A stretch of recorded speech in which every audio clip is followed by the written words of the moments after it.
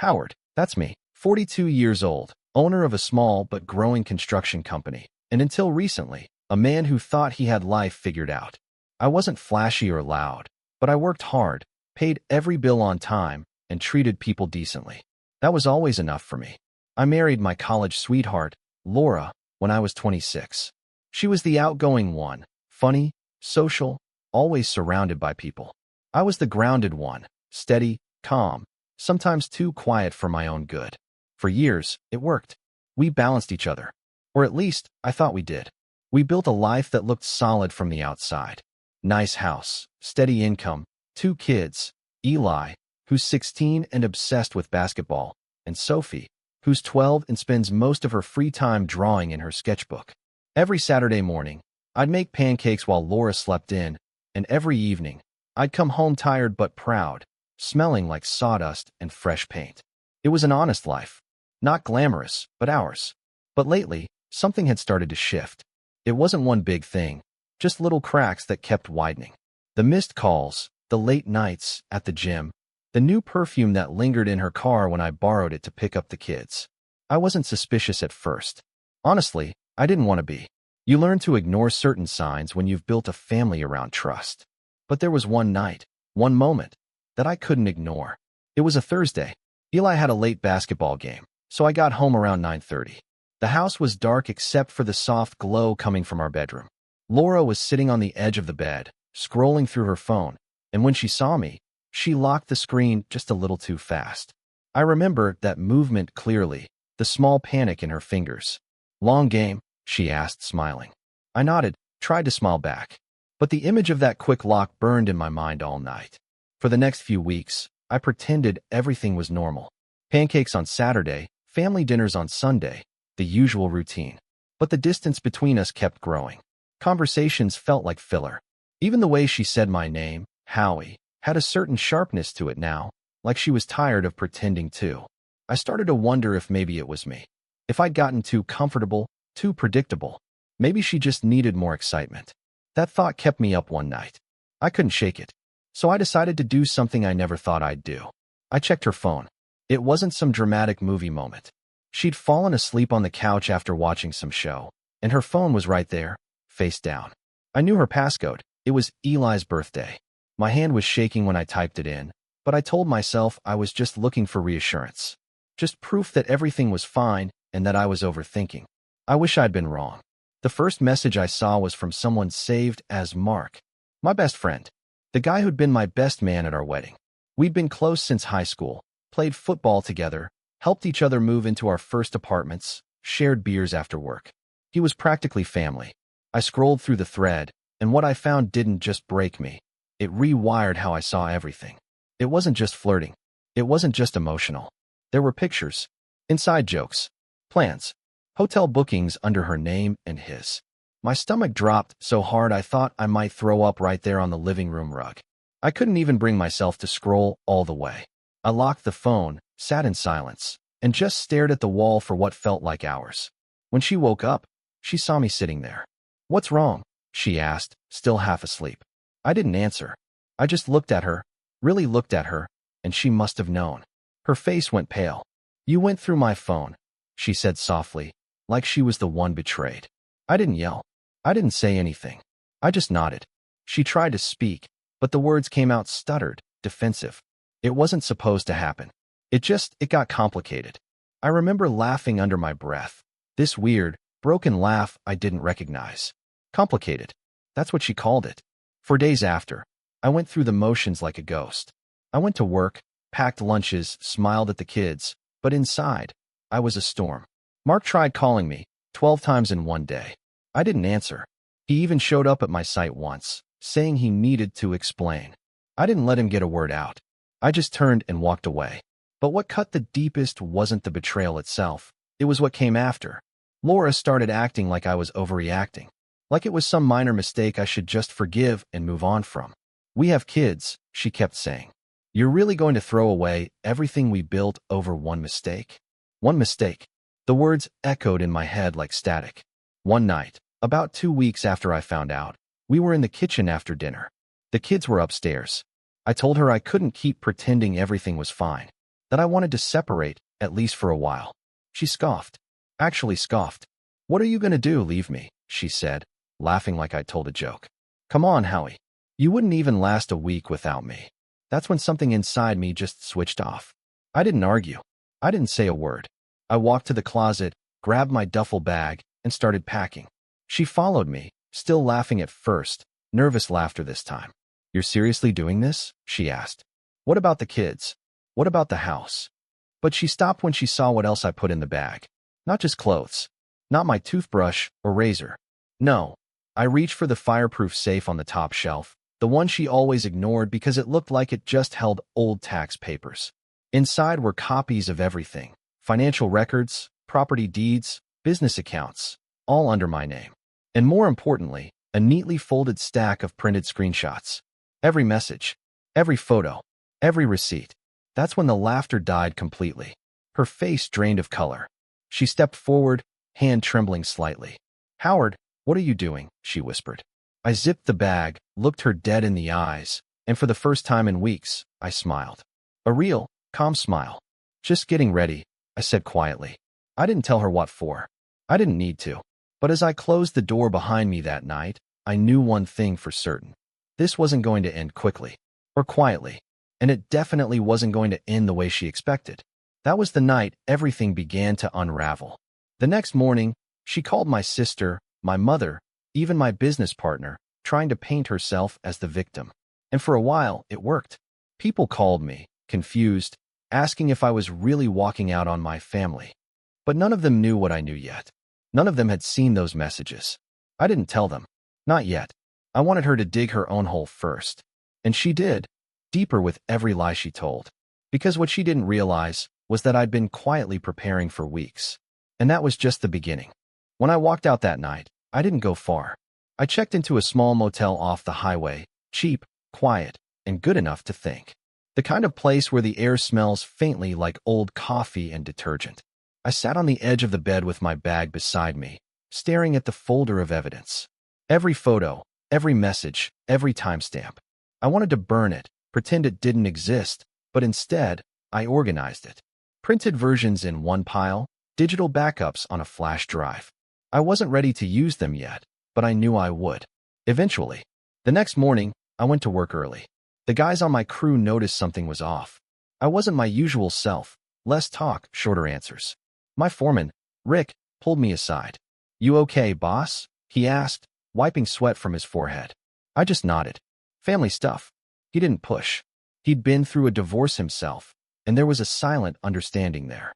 When I got back to the motel that evening, I had 6 missed calls from Laura, 2 voicemails, and 1 text from Mark that just said, "Please, man, let's talk." I didn't reply to either of them. But when I listened to Laura's voicemails, something in me twisted. The first one was calm. "Howard, please come home. We need to talk. I made a mistake, but we can fix this." The second one was sharper, almost annoyed. "You can't just disappear like this. The kids are confused. You're being selfish." That word, selfish, stuck in my throat like a splinter. I drove back to the house the next day to pick up a few things for the kids. I didn't tell her I was coming. When I opened the door, I could smell her perfume mixed with coffee. She was at the kitchen table, on her phone, laughing. When she saw me, her smile froze mid-sentence. "You could have called," she said flatly. I ignored her and went upstairs. Eli's room was a mess of sneakers and basketball gear. Sophie's had her drawings scattered everywhere. I gathered a few clothes for each, some toiletries, and started to leave. But as I walked past the bedroom, I noticed something. Mark's jacket on the back of the chair. I stopped, just stood there, staring at it. She must have realized what I was looking at because her tone changed instantly. "He was just here to talk," she said. "About you. About how worried he is." I turned slowly, met her eyes, and said nothing. Her face turned defensive. "You're blowing this out of proportion," she continued, folding her arms. "It's not like I'm seeing him. You're the one who left." That sentence hit like a punch. You're the one who left. As if my walking out was the betrayal, not the months she spent sneaking around behind my back. I wanted to scream. I wanted to remind her that I hadn't just walked out. I'd walked away because she made staying impossible. But instead, I just said, "Tell him not to come here again." She rolled her eyes. "You don't get to control who I see, Howard. Not anymore." Something in her voice, cold, triumphant, made my jaw clench. It wasn't remorse. It was victory. Like she thought she'd already won some invisible argument I didn't even know we were having. The next few days were worse. I made arrangements to stay with my brother, Dan, temporarily. He and I weren't close. We'd grown apart over the years. But he welcomed me without hesitation. He lived 20 minutes out of town, small place, quiet neighborhood. "You can crash here as long as you need," he said. "But you should know, Mom's already called me." "Of course she has," I muttered. She said Laura's really upset. Said you're acting cold. I laughed bitterly. Cold is putting it nicely. Dan didn't pry, but I could see the questions behind his eyes. Everyone in my family adored Laura. She was charming, polite, always knew what to say. Meanwhile, I was the quiet one, the steady rock, as my mom liked to call me. So when Laura started telling her side of the story, I wasn't surprised when the tide turned against me. By the end of that week, I got a call from my mother. "Howard," she started gently, "I don't know what's going on between you and Laura, but walking out isn't the answer. You've got 2 kids. They need stability." I bit back a dozen things I wanted to say. "You don't know the whole story, Mom." "Then tell me," she said. I hesitated. I wanted to, but something in me said to wait. "Not yet," I said finally. "Just trust me." There was a long silence before she sighed. "You've always been a good man, Howard. I hope you're not doing something you'll regret." Funny how people say that right before they start doubting you. Within a week, the calls and messages doubled. Not from Laura this time, but from mutual friends. Some were sympathetic, others cautious. "Hey man, Laura said you're going through a midlife crisis. She told us you've been distant for months. She's really hurting, Howard." It was like watching someone repaint history in real time. Every word she said twisted the story further, making her look like the abandoned wife and me the cold, detached husband who gave up. The worst part was the kids. Eli barely spoke to me at first. When I picked him and Sophie up for dinner one night, he kept his eyes glued to his phone. Sophie, bless her heart, tried to fill the silence. "Mom said you needed a break," she said innocently. "Are you feeling better now?" I swallowed hard. "Yeah, sweetheart. Just sorting some things out." Eli finally looked up. "You're not moving back, are you?" I froze. "Why do you say that?" He shrugged. "Mom said you're happier without us." I gripped the steering wheel so tightly my knuckles turned white. "She said that." He nodded once, still looking down. I didn't say anything after that. I couldn't. Because if I did, I'd start saying things that couldn't be unsaid. That night, after dropping them off, I sat in my truck outside the house, engine idling.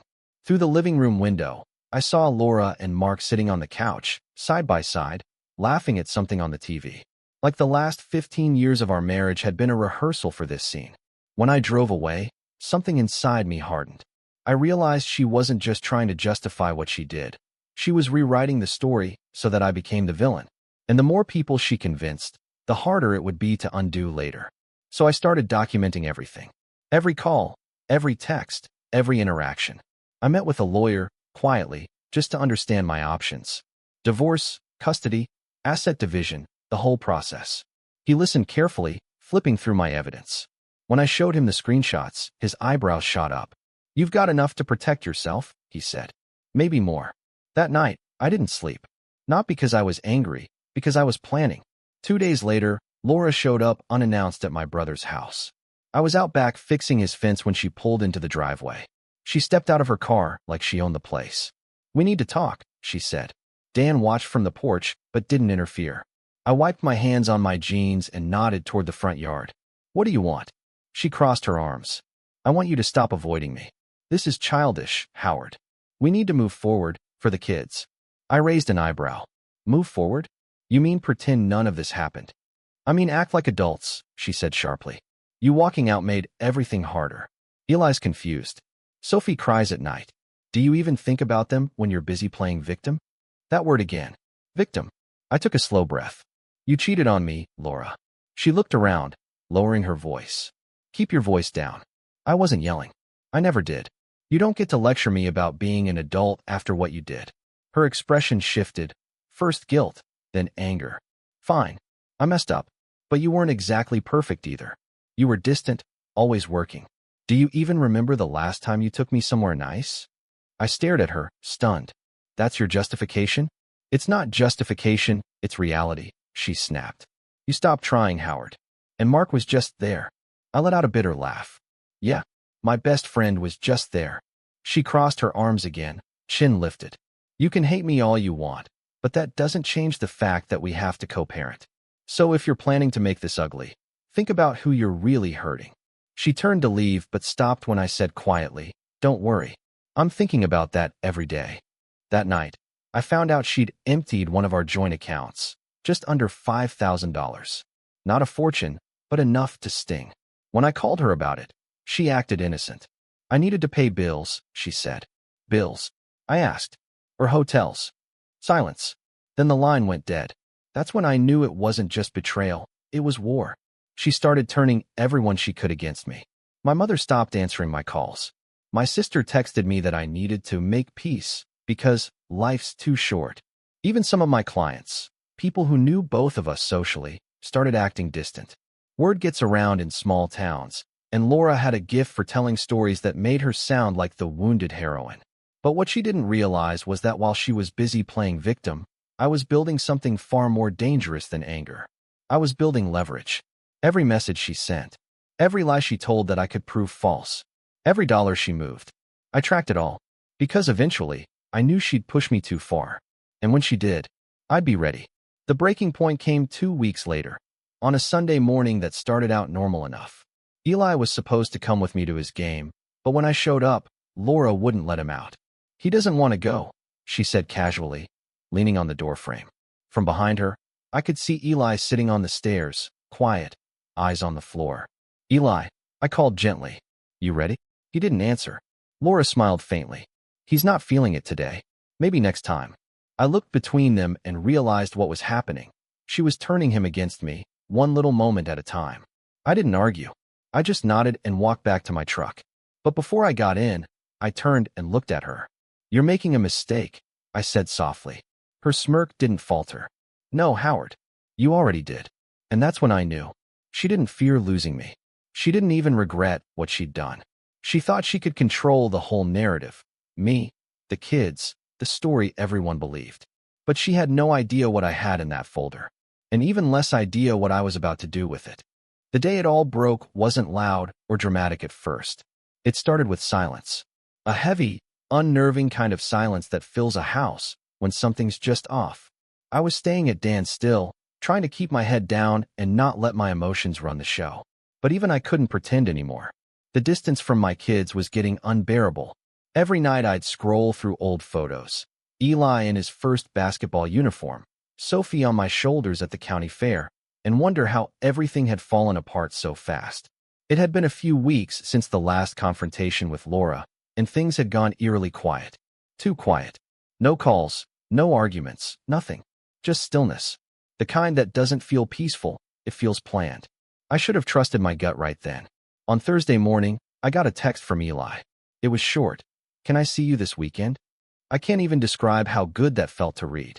My own son reaching out on his own. It gave me a sliver of hope that maybe, just maybe, I could rebuild something with him. I replied instantly, trying not to sound desperate. Of course, buddy. You want to catch your game Saturday? We'll grab lunch after. No reply came, but I didn't think much of it. He was 16. Short responses were his way of life. I spent that evening actually smiling for the first time in weeks. I even stopped by the hardware store to pick up a new basketball net for Dan's driveway, figuring Eli and I could shoot around together. It was something small, but it meant something to me. Friday rolled around. I got up early for work, poured myself a coffee, and was about to head out when my phone buzzed again. It was from my lawyer, Mr. Crane. Need to see you today, the message read. Something urgent came up. I left work mid-morning and drove straight to his office. When I walked in, he looked serious. Papers spread across his desk like a storm had just passed through. Howard, he said slowly, did you know your wife filed for emergency custody of the kids this morning? I froze. What? She filed a motion, he said, sliding the papers toward me. Claims you're emotionally unstable, left the marital home without warning, and are unfit to provide a safe environment. It felt like all the air left the room. That's insane. She's the one who. I know, he interrupted gently. But Howard, that's not all. She also claimed you've been harassing her. She's alleging you've been showing up uninvited and threatening her. I just stared at him, Numb. She's lying. He nodded. I believe you. But the court doesn't know that yet. The words didn't make sense. My mind was still catching up when he handed me a thin folder. Inside were printouts of texts, messages I'd never sent. Ones that looked like they came from my number. They were full of aggressive lines, accusations, even threats. You'll regret this. You think you can take my kids? I know where you sleep. My heart sank as I flipped through them. These are fake, I said quietly. She must have had help. Crane finished for me. She or someone close to her spoofed your number. It's not hard to do these days. I rubbed my face, trying to think. She's framing me? He sighed. Howard, I've seen messy divorces. But this, he trailed off. We'll fight it. But she's playing dirty. I left his office feeling hollow. Every street I drove down looked unfamiliar. The town I'd built my whole life in now felt like enemy territory. My wife wasn't just trying to paint me as the bad guy. She was rewriting me into a villain I didn't even recognize. When I got back to Dan's, he saw the look on my face and knew something was wrong. What happened? He asked. I told him everything. He listened quietly, jaw tightening with every word. That's low, he muttered. Even for her. I don't get it, I said, pacing. What's the endgame here? She gets the house, the kids, my reputation. What does she even want? Dan frowned. Control. Some people can't stand losing it. He was right. That's exactly what it was. Laura couldn't handle that I'd stopped playing along, that I'd walked away without screaming or begging or giving her the attention she thrived on. So she decided to take the one thing she knew would still hurt me, my kids. That night, I called Eli. No answer. I called Sophie's phone next, and it went straight to voicemail. By Saturday morning, I'd driven to the house. I wasn't planning to start a fight. I just wanted to see my kids, maybe clear up whatever lies she'd been feeding them. When I pulled up, Mark's truck was in the driveway. Of course it was. I sat there for a minute, staring at it. My hands tightened on the steering wheel, but I forced myself to breathe. I wasn't going to give her what she wanted, a scene. I walked up to the door and rang the bell. Laura opened it, already wearing that fake, tight smile she used when she wanted to seem composed. Howard, she said coolly, you can't just show up like this. I came to see my kids, I said evenly. Eli texted me. She leaned against the frame. They're busy. With what? She shrugged. Life. I could see movement behind her. Eli standing near the stairs, Sophie peeking around the corner. My heart clenched. Eli. I called softly. You ready for the game? Before he could answer, Laura snapped. Don't put him in the middle of this. I'm not, I said calmly. He texted me. Her lips curled slightly. Did he? That's when I realized she'd read it. Maybe even deleted his reply. The control was total. I tried one more time. Just 5 minutes. That's all I'm asking. She crossed her arms. Howard, I'm calling the police if you don't leave. I blinked. You're serious? She pulled out her phone. You've been told not to come here. I'll report this as harassment. It took everything in me not to shout, not to break down right there. Instead, I stepped back. You're unbelievable, I said quietly. She didn't flinch. Goodbye, Howard. And she shut the door. I stood there on the porch for a full minute, listening to the muffled sound of Mark's voice inside, then the laughter of my kids. The kind of laughter that used to fill our home. Now it cut through me like glass. That night, I didn't sleep. Every time I closed my eyes, I saw that door slamming in my face. I replayed every conversation, every warning I'd ignored. I'd been trying to keep the peace, trying not to escalate, but it was clear she wasn't interested in peace. She wanted destruction, and I was done letting her control the narrative. The next morning, I went back to Crane's office. I want to go on offense, I said. He looked up from his desk. You sure about that? I'm done defending myself against lies, I said. It's time she sees what happens when you push a good man too far. He nodded slowly. Then we'll start by getting those records verified. The phone spoofing, the financial withdrawals, everything. If she's falsified evidence, the court will take it seriously. For the first time in weeks, I felt a flicker of control return. I wasn't powerless anymore. But the real blow came 3 days later. I was at the construction site, loading supplies, when my phone buzzed. It was Dan. His voice was sharp, urgent.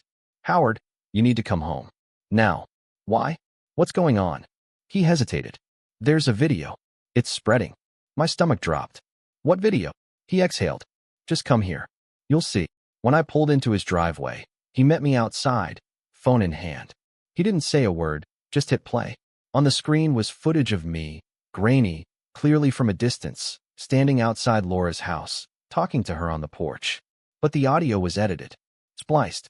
My voice, deepened slightly, saying things I never said. "You'll regret this.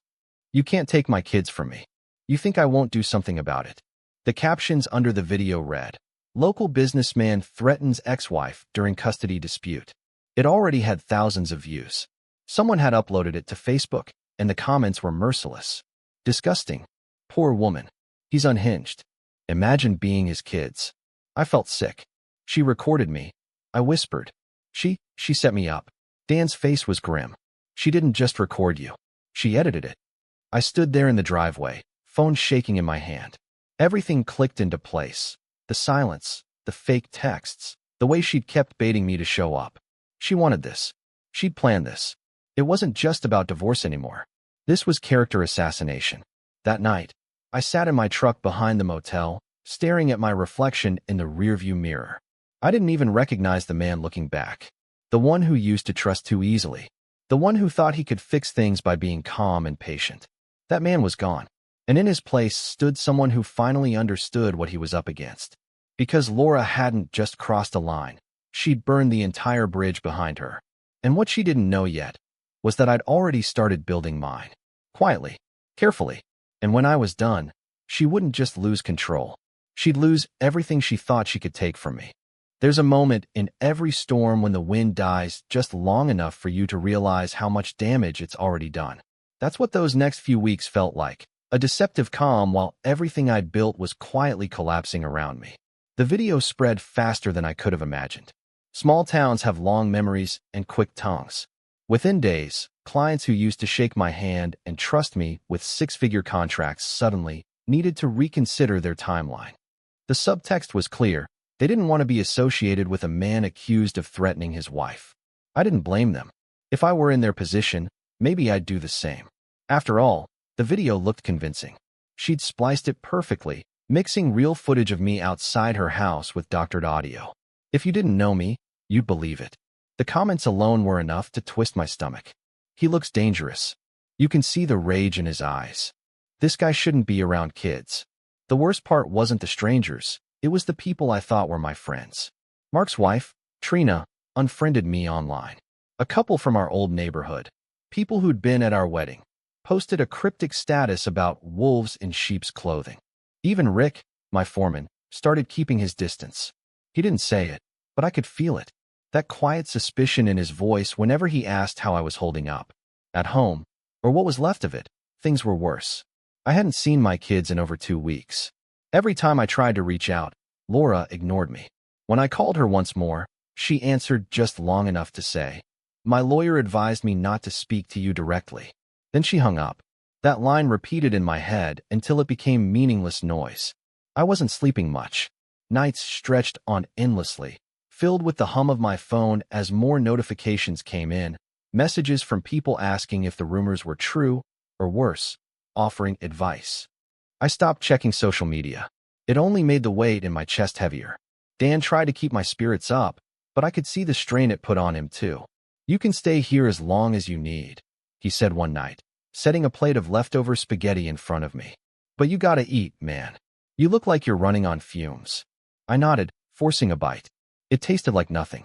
My mind wasn't there. It was miles away, in that house where my kids were, with the woman who'd turned my world upside down. I didn't realize how bad it had gotten until one night, when I found myself parked outside Laura's house again. I told myself I wasn't going to knock, wasn't going to start anything. I just wanted to see my kids. Just see them. The lights were on inside. Through the front window, I could make out Sophie's silhouette, sketching at the kitchen table. For a brief second, I smiled. She was so focused, her little head tilted just like she used to do when she drew me fixing the sink or holding a hammer. Then Mark walked in. Not just walked in. He leaned down and said something that made her laugh. My heart clenched. It wasn't just betrayal anymore. It was invasion. He'd stepped into the role I'd spent 16 years building, and Laura was letting him. I drove away before I did something I'd regret. Halfway back to Dan's, I pulled over by the lake and just sat there. The water was perfectly still, reflecting the streetlights like a cracked mirror. I remember thinking how easy it would be to just disappear. Leave everything behind. Start fresh somewhere no one knew me. But then I thought of Sophie and Eli. How they'd grow up thinking their dad really was the monster their mom made him out to be. That thought alone was enough to anchor me back to reality. The next morning, I went to see Crane again. He looked exhausted too, but when I showed him the video, he leaned forward. "We'll get this torn apart," he said. "A digital forensics expert can prove it's been tampered with. We'll subpoena her for the original footage." I nodded, but part of me already knew this wasn't going to be a quick fight. In the court of public opinion, facts come second. Perception rules everything. And Laura had won that round decisively. Over the next few days, I went into survival mode. I started cutting expenses, sold my second truck, moved my business operations into a rented warehouse to save on overhead, and let go of 2 part-timers I couldn't afford anymore. It hurt, but I told myself I was buying time. Then came the letter. It was waiting for me one afternoon when I got back from the site. A thick envelope on Dan's kitchen counter. No return address, but I knew the handwriting instantly. Laura's. My name was written across it in her looping, perfect cursive. I stood there for a minute, debating whether to open it. My gut told me not to, but I couldn't help it. Inside were 2 things: a formal letter from her lawyer and a handwritten note. The legal document was straightforward. She was seeking full custody, citing patterns of emotional instability and inability to provide consistent housing. The handwritten note, though, that's what did it. It read, "Howard, you made your choice when you left. The kids need stability, not chaos. Please don't make this harder than it has to be. We can move on peacefully if you stop fighting. Otherwise, I'll do what I have to. Laura." There was no signature flourish, no affection, no trace of the woman I'd once loved. Just a quiet, chilling threat wrapped in politeness. That night, I sat in Dan's living room long after he went to bed. The TV was on mute, casting a dim blue glow across the room. My phone buzzed on the coffee table, lighting up every few minutes with notifications I didn't read. I just stared at the ceiling, wondering how everything had spiraled so far out of control. At some point, I must have dozed off, because when I woke up, it was nearly dawn. I remember standing by the window, watching the faint light creep over the horizon, and thinking, this is it. This is rock bottom. But something strange happened in that moment. Beneath all the anger and exhaustion, a kind of clarity settled in. Not peace, clarity. I realized that everything Laura had done, the lies, the manipulation, the video, was meant to corner me, to make me react. She wanted me to snap, to yell, to confirm the version of me she'd sold to everyone else. And so far, I'd given her exactly the opposite. That was my only advantage. So I decided to change my approach. I stopped chasing her. I stopped calling, stopped texting, stopped reacting entirely. I started documenting even more meticulously: screenshots, dates, receipts, every phone call to my lawyer logged in a spreadsheet. I spent hours after work learning about digital forensics, online defamation, and parental alienation. I read case studies, watched lectures, anything that could help me understand what I was up against. And slowly, a plan began to form. Not revenge, at least not in the way most people think of it. This wasn't about getting even. It was about getting free. I started seeing a counselor too. At first, it felt pointless, like talking into an empty room. But she helped me realize something important. "Howard," she said one session, "you can't fight her and heal at the same time. You need to choose what part of yourself to save first." That hit me harder than I expected. So I started focusing on myself again. I went back to the gym for the first time in years. Started rebuilding the business's reputation quietly, one small job at a time. I spent evenings reading instead of scrolling through the noise. And when the silence got too loud, I'd drive to that same lake, not to brood, but to remind myself that even the stillest water eventually ripples again. But Laura wasn't done. She sent one final punch before the custody hearing, an invitation. Not a real one, just another psychological jab. A family dinner text sent to me, my mother, my siblings, and even Mark. The message read, "Let's all get together to talk things through for the kids' sake." Dan looked at me when he read it. "You're not going, are you?" I didn't answer right away. Part of me wanted to march in there and tear apart every lie she'd told. But the smarter part of me, the one that had learned the hard way, knew better. "No," I said finally. "Let her play her game. I've got my own." Still, I couldn't shake the thought of what she was planning next. That dinner wasn't about reconciliation, it was about optics. about control. And as I sat alone that night, watching the glow of her message fade from my phone, I realized she hadn't just underestimated me. She'd forgotten who she was dealing with. Because while she was busy trying to bury me under her lies, I was quietly digging my way out and collecting everything I'd need to pull the ground out from under her when the time came. That was the moment something inside me changed completely. I wasn't just surviving anymore. I was preparing, and Laura had no idea the storm she'd just invited into her own home. The next few months were quiet, almost unnervingly so. No new accusations, no surprise letters, no midnight calls from my lawyer. Just silence.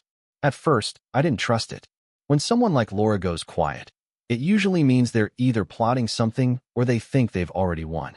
I wasn't sure which it was, but either way, I decided to use the calm for what it was, breathing room. For the first time in what felt like forever, I started focusing on rebuilding, not reacting. I got back into my rhythm, slowly at first, small jobs with old clients who still believed in me. Then word started spreading. Howard's back on his feet. One of them told another, and soon I was getting calls again. I didn't advertise, didn't post anything online. I just worked, quietly, steadily, like I always had before the storm. Every dollar I earned, I set aside. I didn't spend it. I was saving for something bigger, not just legal fees, but a future. One I could build without her shadow over it. My brother Dan noticed the change before I did.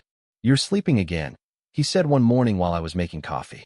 "Trying to," I said, half smiling. He leaned against the counter.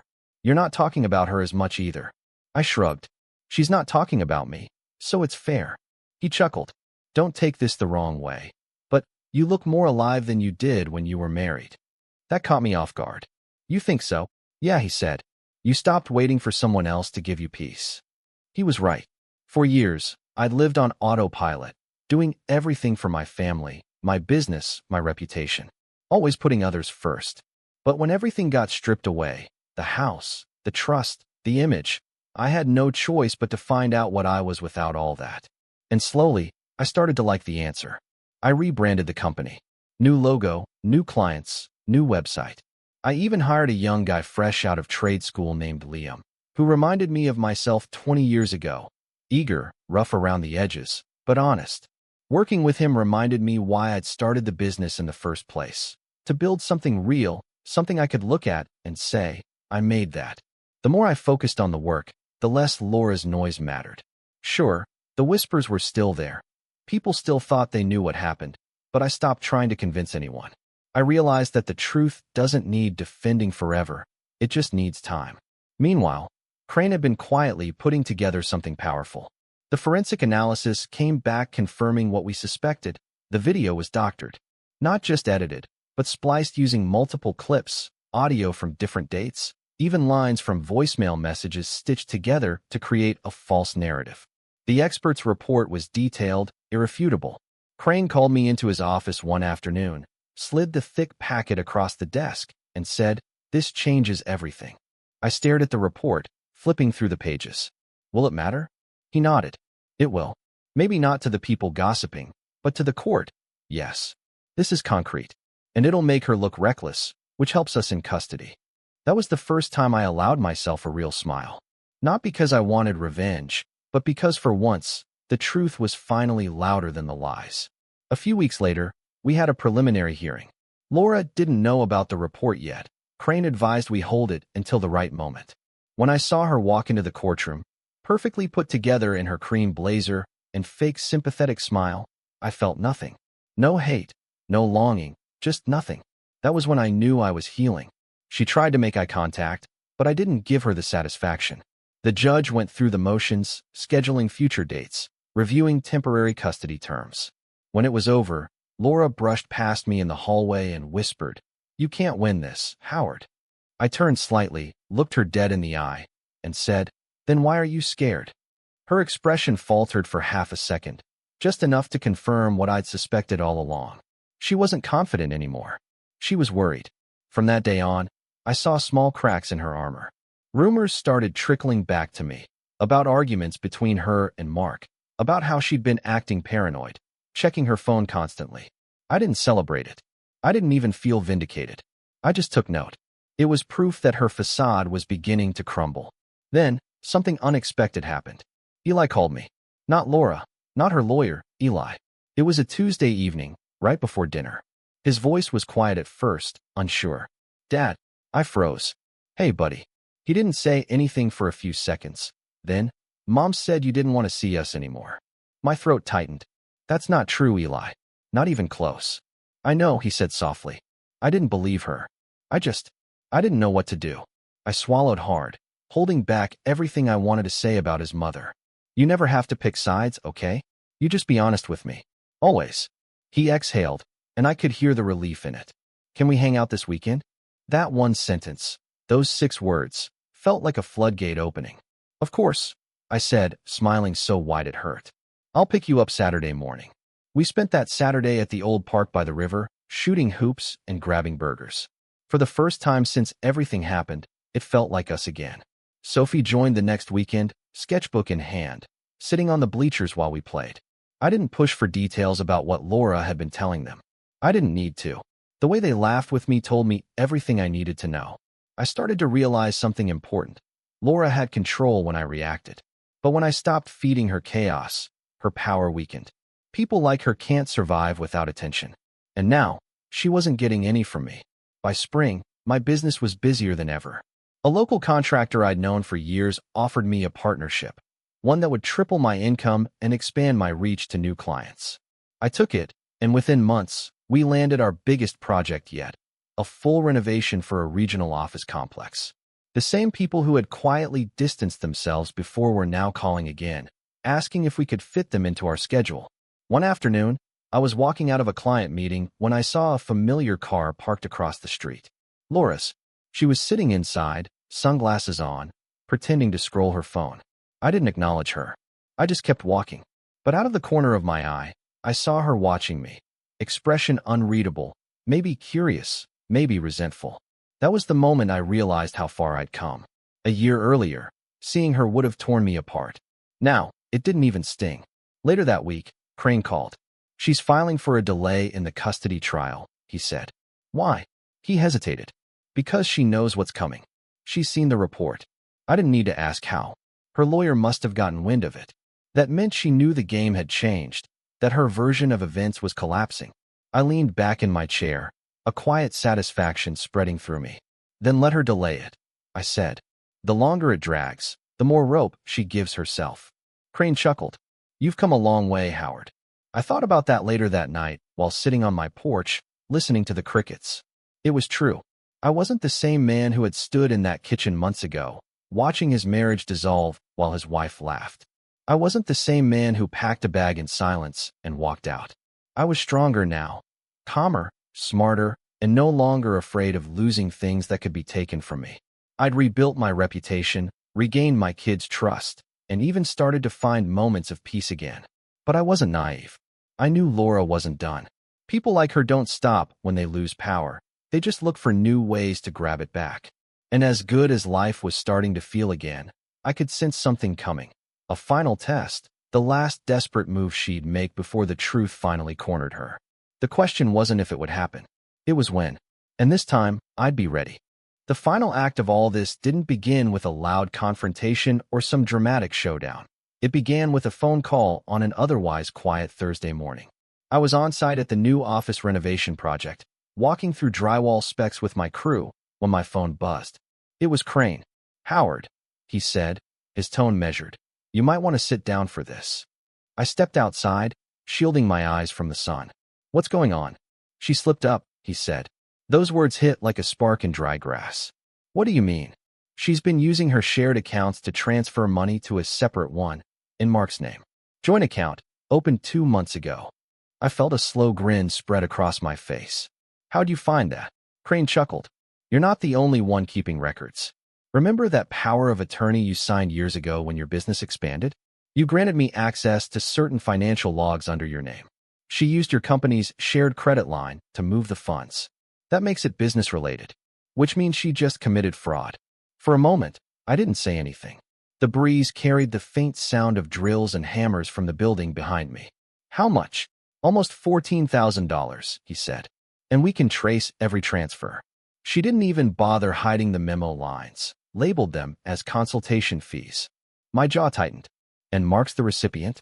Yep. It was poetic, really. The woman who once mocked me for being predictable was now so blinded by arrogance that she left a breadcrumb trail straight to her downfall. Can we use this? I asked quietly. Crane's voice lowered. Not just use it, Howard. We can bury her with it. Financial misconduct tied to a custody case? Judges take that seriously. And if we combine it with the doctored video report, her credibility will be shredded. For the first time since the whole nightmare began, I felt something unfamiliar. Control. Real, solid control. Not the illusion I'd clung to in the beginning, but the kind that comes from patience, documentation, and letting the truth marinate until it becomes undeniable. I didn't say much else on the call, just thanked him and hung up. But the rest of that day, my mind was already spinning. I wasn't interested in petty revenge anymore. This was about justice, quiet, precise, and irreversible. That night, I sat in my workshop behind Dan's house, the one I'd built months earlier to get my business running again. I laid everything out on the table. Copies of financial records, the forensics report, old messages, and a few photos I'd kept from before everything went wrong. There was something symbolic about seeing it all together. The rise, the fall, the aftermath. And then I saw it. An unopened manila envelope tucked in the back of the drawer. It was from the day I'd walked out of that house months ago, when I'd packed the safe documents just in case. Inside was something I'd completely forgotten about. A joint property contract that listed my business as the financial guarantor for the house. That meant the house wasn't entirely hers. Not legally. She'd been living there, throwing parties, parading Mark around like her new trophy, all under a mortgage that my company still partially owned. I leaned back in my chair and let out a quiet, disbelieving laugh. It wasn't a manic laugh. It was the sound of something clicking into place. Over the next week, I made sure everything was airtight. Crane helped file a motion to reopen Financial Discovery, citing newly uncovered discrepancies. At the same time, I had my accountant begin the formal process of withdrawing my company's guarantor status from the property. That meant the mortgage would be reassessed under her sole name, with her current income and credit standing. Let's just say, without my backing, the numbers weren't in her favor. While all this was happening, I stayed silent. I didn't call her, didn't warn her, didn't even acknowledge the slow tightening of the noose. I went to work, saw my kids every weekend, and carried on as if nothing had changed, until the day it all caught up to her. It was a Friday afternoon when Crane called again. She's panicking, he said, barely hiding his amusement. Her lawyer contacted me this morning. Apparently, the bank sent her a notice about the mortgage reassessment. Her payments are about to triple. I exhaled slowly. Good. She's also been served notice of a financial audit as part of the custody review. Once the transfers come to light, she won't be able to talk her way out. For a moment, I didn't know what to say. I'd imagined this moment countless times, the day her lies caught up to her. But when it finally came, I didn't feel triumph. I felt something closer to peace. Crane paused, then added, "There's one more thing. She's called a meeting. Says she wants to resolve things privately before court." I smiled faintly. Of course she does. We scheduled it for the following Wednesday. I didn't tell anyone, not even Dan. I wanted to walk in calm, clear-headed, and ready. When I arrived at the law office conference room, she was already there, dressed in her usual pristine white blouse, pretending everything was normal. Her lawyer sat beside her, clearly uncomfortable. Crane took his seat next to me. "Howard," she said softly, her tone almost rehearsed. "We don't have to keep dragging this out. It's hurting the kids." I met her gaze evenly. "You mean it's hurting your case?" Her lips tightened. "You've always been so dramatic." Crane cleared his throat. "Mrs. Langley, before we discuss any settlement terms, we should address the new evidence." Her lawyer shifted uneasily. "We've reviewed it," he said, "and we're open to negotiation." Crane slid a folder across the table. "There's no negotiation here. Your client fabricated evidence, siphoned funds from a joint business account, and falsified bank memos. These aren't small errors, they're crimes." Laura's composure slipped for just a second. Her lawyer's eyes flicked toward her. That's a misunderstanding," she stammered. Crane smiled faintly. "Then she can explain it to the judge." Silence. Thick, suffocating silence. I leaned forward, my voice low but steady. "You took everything from me, Laura. My reputation, my business, my time with my kids. You thought you could ruin me and walk away smiling. She swallowed hard. Howard, I held up a hand. Don't. You had your chance to tell the truth. Now it's my turn. Crane reached into his briefcase and pulled out a printed document, the mortgage withdrawal notice. He slid it toward her. This is effective immediately, he said. Your property is no longer under Mr. Langley's company guarantee. Your mortgage will be reassessed next month. She blinked, confused. What does that mean? It means, I said evenly, you'll have to start paying for the house you thought you owned. On your own. Her lawyer looked at the paper, his face draining of color. That'll triple her payment, he muttered. I didn't respond. I just sat there, calm, steady, watching the realization dawn across her face, the slow unraveling of the arrogance she'd worn like armor. When it finally hit, she whispered, You can't do this. But I already had. I stood, buttoned my jacket, and said quietly, I told you the night I walked out. I was getting ready. You should have believed me. Then I walked out of that room without looking back. A week later, I found out she'd moved out of the house. Couldn't afford it. The account transfers had been exposed in court, and the judge didn't take kindly to her tampering with financial evidence. Custody was rebalanced, not full, not yet, but joint with primary decision-making rights in my favor. It wasn't about revenge anymore. It was about balance being restored. But there was one last twist, one even I didn't see coming. A few days after the ruling, Mark showed up at my construction site. He looked rough, unshaven, tired, eyes sunken. Howard, he said, his voice cracking a little. I'm sorry. I didn't answer. He swallowed. She used me too. She took money out of my account, lied to me about what was going on. I thought she loved me, man. For a second, I almost pitied him. Almost. You made your choice, I said quietly. Now live with it. He nodded slowly, eyes glassy. She's gone, you know. Packed her stuff, left town. I didn't ask where. I didn't care. Because while she was running from the mess she created, I was standing exactly where I'd always been. Steady, grounded, and finally free. And when I got home that night, Eli and Sophie were in the driveway waiting for me. Sophie ran up first, wrapping her arms around my waist, while Eli stood behind her, smiling for the first time in a long time. Mom said you won, he said quietly. I shook my head. No, buddy. We just finally told the truth. And as the evening light faded over the hills, I realized something that made the whole ordeal worth it. Sometimes the best revenge isn't loud. It's quiet. It's steady. It's walking away with your peace while the person who tried to destroy you drowns in their own lies. The months that followed felt like breathing after being underwater for too long. Painful at first, but slowly freeing. The chaos, the courtrooms, the endless anxiety that had followed me everywhere for nearly 2 years began to fade into background noise. I could finally wake up without that tightness in my chest. For the first time in a long while, the air in my lungs felt like my own. The custody decision had been finalized a few weeks earlier. The judge's ruling was firm and unapologetic, joint custody, but with primary residence granted to me. The justification was clear: Laura's pattern of deceit, manipulation, and financial misconduct rendered her unfit to make major decisions on behalf of the children. The words were printed in black and white, and when I read them, my hands shook. Not from excitement or relief, but from the weight of what it meant. I hadn't won. We had. Me, Eli, and Sophie. Laura wasn't there when the ruling was announced. Her lawyer showed up alone, face drawn, tie slightly loosened like he'd already given up. When the judge finished reading, the courtroom went silent except for the quiet shuffle of papers. Even Crane didn't smile. He just placed a hand on my shoulder, firm and steady. You did it, he said softly. Outside, the air was cold but clean. A few reporters lingered near the courthouse steps, but I didn't stop to talk. I didn't want a headline. I wanted peace. And I got it. That night, after dropping the kids off at school activities, I drove past the old house. It sat there like a shell of what it used to be, curtains drawn, paint fading near the edges, the yard overgrown. A for sale sign stood crooked in the front lawn, swaying slightly in the wind. I sat there for a while, watching it, memories flickering like ghosts behind those dark windows. Laughter, fights, birthday parties, long silences.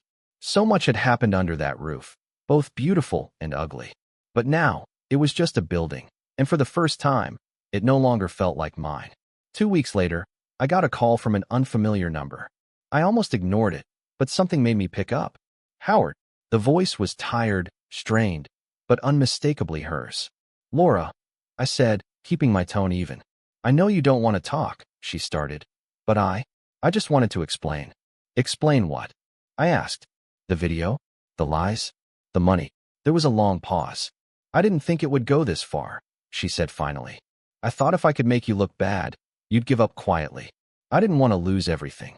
I stared out the window at the sunlight filtering through the trees. You already had everything, I said softly. You just didn't know how to value it. Her voice cracked. I can't afford an apartment now. The house is gone. Mark's gone. The firm I worked for fired me after the hearing. My parents won't even answer my calls. I don't know what to do. For a moment, I almost felt sorry for her. Almost. But then I remembered the weeks I'd spent isolated, accused, and disbelieved. The way she'd smiled when she thought she'd destroyed me. And that sympathy turned to something colder, understanding.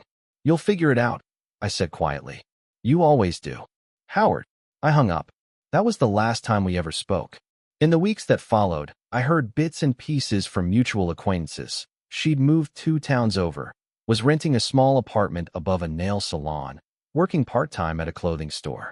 No car, no friends, no more social media posts about her perfect life. Just silence, the kind that once terrified her. As for Mark, I saw him once more too. It was at a local diner about 6 months later. I was having breakfast with Eli before his basketball game when I noticed him sitting alone in a corner booth. He looked worn down, older somehow. His hands trembled slightly as he stirred his coffee. When our eyes met, he looked away immediately. I didn't hold any hatred toward him anymore. He'd lost enough, but I also didn't feel any need to talk. Some wounds aren't meant to be reopened. They're meant to scar and remind you what to avoid next time. Eli saw me looking and asked, "Was that your friend?" I smiled faintly. "He used to be." He nodded, seeming to understand more than I expected. Kids are sharper than we give them credit for. Over time, things started to settle. Sophie's art started winning local competitions. Eli made the varsity basketball team. The house I bought, small, cozy, with a workshop out back, became our new start. On weekends, the kids would help me in the shop, sanding wood or painting walls, laughing while the radio played in the background. It wasn't the life I thought I'd have at 43, but maybe it was the one I was meant to have. One evening, after the kids had gone to bed, I sat out on the porch with a cup of coffee, the same way I had during those first sleepless nights after leaving. Only this time, the silence didn't hurt. It healed. Dan called me just before sunset. "You see the news?" he asked. "No. What's up?" He hesitated. Laura was arrested. The words didn't register at first. For what? Remember the account she used to move money into Mark's name? Turns out she did the same thing with another client's funds at her old firm. They found irregularities, traced it back to her. It's fraud, Howard. She's looking at real time. I didn't say anything for a long moment. The world felt strangely still again, like time had paused just long enough for me to absorb it. "You okay?" Dan asked. "Yeah," I said finally. "Yeah, I am." After I hung up, I sat there a while longer, listening to the night sounds, the hum of crickets, the faint chirp of frogs by the creek. It wasn't satisfaction I felt. It was closure. I didn't wish her suffering. I didn't even feel joy about it. It just completed the story. The one she'd started when she thought betrayal was power and manipulation was victory. Now, all that remained was the consequence. Months later, I got a letter in the mail. It was from her, sent from a correctional facility upstate. I almost threw it away, but curiosity got the better of me. Inside was a single page. Her handwriting was smaller, shakier. "Howard, I don't expect forgiveness. I just wanted to say I'm sorry. You were a better husband than I deserved. I see that now. I hope the kids remember the good parts. I hope you find peace. Laura." I folded the letter once, set it in the drawer beside my bed, and never opened it again. By then, peace wasn't something I was looking for. I already had it. My company had grown to twice its original size. Word had spread that I was fair, reliable, and, more importantly, a man who didn't break, even when life tried to crush him. Clients respected that. People trusted it. I'd even started mentoring young contractors, teaching them not just how to build things, but how to protect what they built. One of them asked me once, "What's the most important thing you've learned in business, Mr. Langley?" I smiled, leaning back in my chair. "That patience beats pride. Every time." He nodded like he understood, but I could tell he didn't yet. He would one day. On my 44th birthday, the kids threw me a small surprise party at home. Just me, them, Dan, and a few close friends who had stuck with me through everything. When the candles were lit, Sophie looked up at me and said, "Dad, are you happy now?" I smiled. "Yes, sweetheart. I think I finally am." Later that night, after everyone left, I stepped out back and looked up at the stars. It struck me how quiet everything had become, not empty quiet, but calm. The kind that comes after a storm finally burns itself out. And in that moment, I thought about the night I'd walked out of that house, Laura laughing behind me, thinking she'd broken me. I remembered her words. "What are you going to do, leave me?" If only she'd known what would follow. Because walking away wasn't the end. It was the start. The start of a better life, a better man, a better peace. And as I took one last sip of coffee, watching the lights of my kids' rooms glow softly through the window, I whispered the truth I'd learned through it all. Sometimes, leaving isn't losing. It's winning quietly, with your dignity intact. And that's a kind of victory no one can ever take away.